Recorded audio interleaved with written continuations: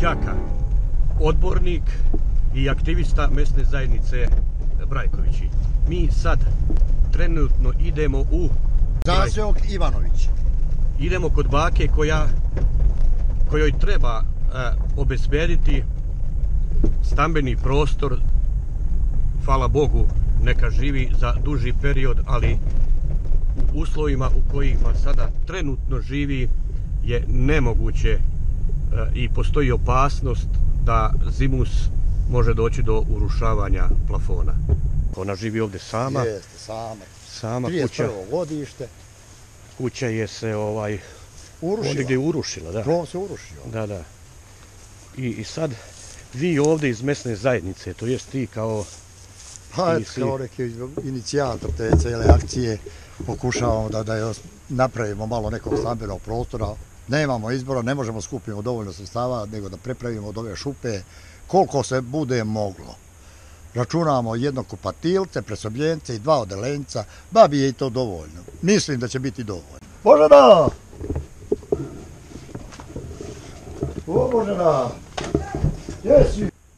Dolazio sam ja juče, ne znam da li ste vidjela, juče popodne, predveče, sinoć, dovodio majstora toga što će raditi.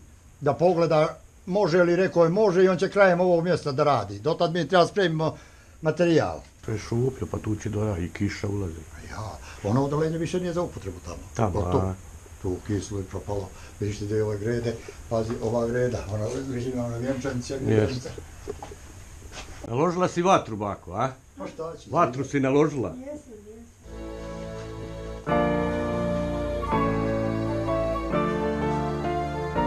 Ovdje je prokišnjavalo, tako?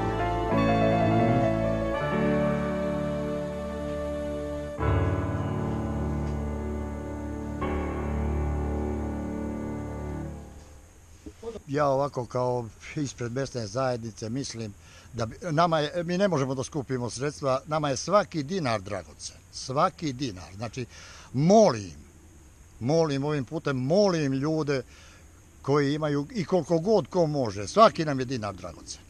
Da bih pre zime uradili? Samo da pre snega završimo, već je što kaže, možda malo i kasnijemo, ali nismo mogli pre, tako da bi pre zime završili.